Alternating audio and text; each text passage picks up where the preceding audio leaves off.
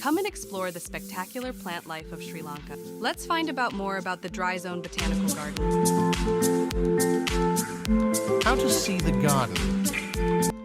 A map showing the most important places is enclosed in this folder.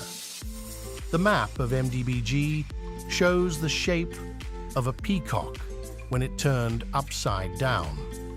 Peacocks are common birds in the area. After opening the garden, many improvements for visitor facilities and ex situ conservation has been implemented.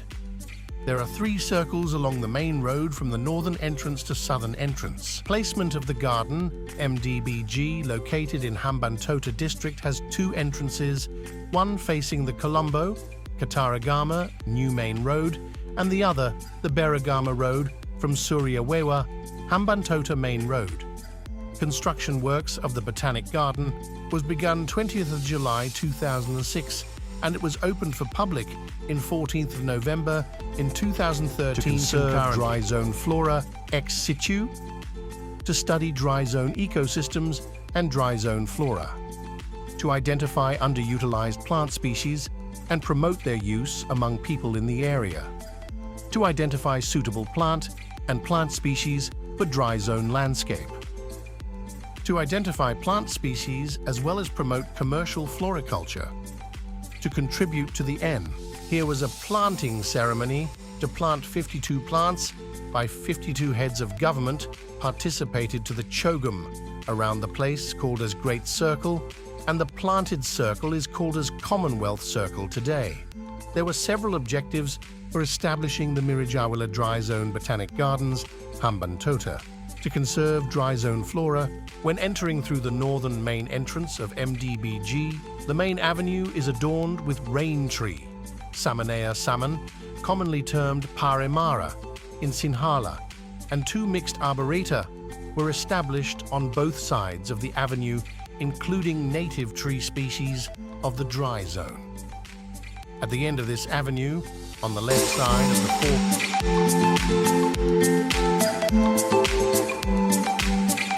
the four-way junction in between the rain tree and golden shower tree avenues, a herbal garden can be seen, which contains more than 500 medicinal plants belonging to about 200 species.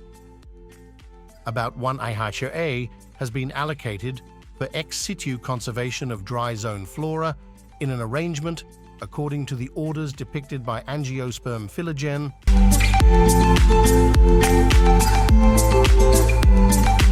The second circle is the plant conservatory, in which an internal environment of low temperature and high humidity is maintained with shade nets, humidifiers, and opened windows.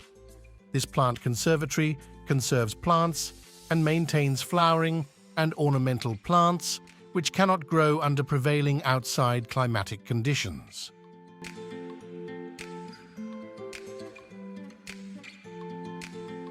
The third circle consists of a topiary garden which was created mainly using Leucophyllum frutescens, Durantha erecta, Barleria cristata, Conocarpus lancifolius, and Ficus benjamina. It consisted of hedges and pruned plants to show different shapes.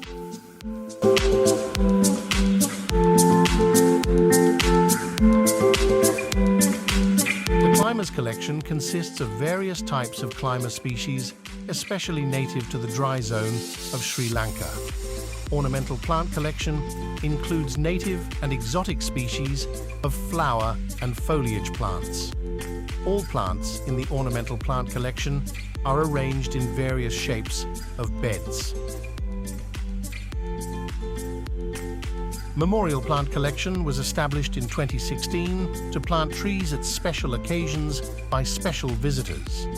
The orchard has been established to especially plant underutilized native plants of the dry zone.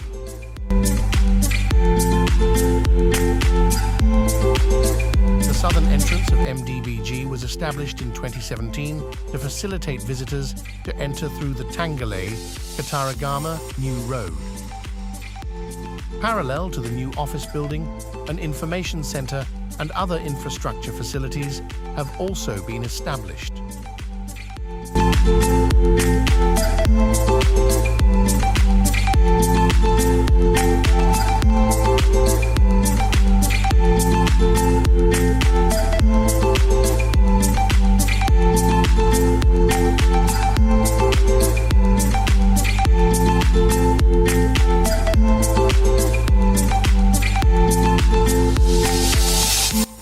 large number of plants, which are native to the dry zone of Sri Lanka, can be found in MDBG. These plants are being conserved in 16 sections of mixed arboreta, 2 systemic arboreta, medicinal plant garden, and natural shrublands.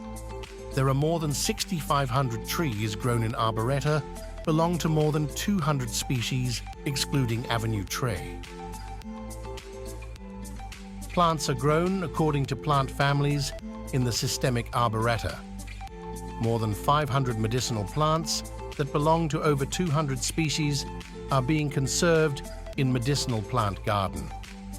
According to a study conducted a few years ago, about 45 butterfly species could be seen at the Botanic Gardens, including an endemic butterfly species.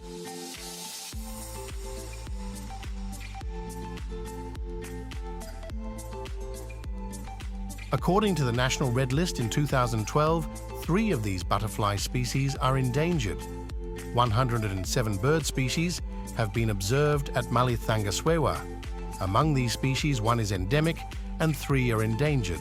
According to a study conducted by Department of Wildlife in 2021, about 200 deer live inside 2 natural shrublands, while deer, monkeys, porcupines, rats, and peacocks cause damage to plants. Wild boar and iguanas damage lawns and beds. Sometimes these damages caused by deer and wild boar can be severe. Natural shrubland of about 4 HR in the middle of the Botanic Gardens has been preserved to conserve existing flora in the land before creation of the Botanic Gardens and to show visitors vegetation that previously existed.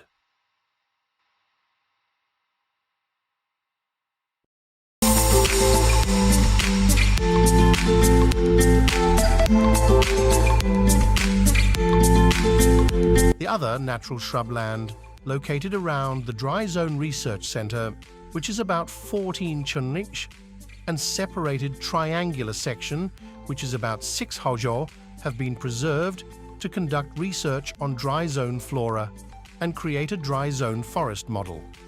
Initiation of work of the Botanic Garden was under the leadership of Mr. Sumith Ekanayake, who was the first officer in charge, 2006-2017. Mr. MGS Kumara was the second officer in charge, 2017-2020, and Assistant Director, Mr. PSK Palihakara, took over the duties as the officer in charge in 2020.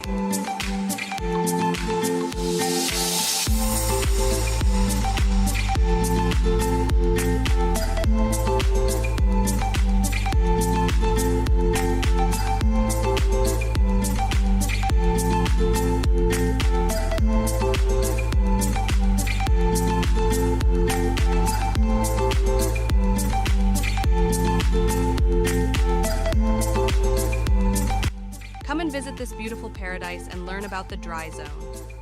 This video is brought you by Royal English Education Sri Lanka, The Language of Ecstasy, by Manoj Sooriyawewa.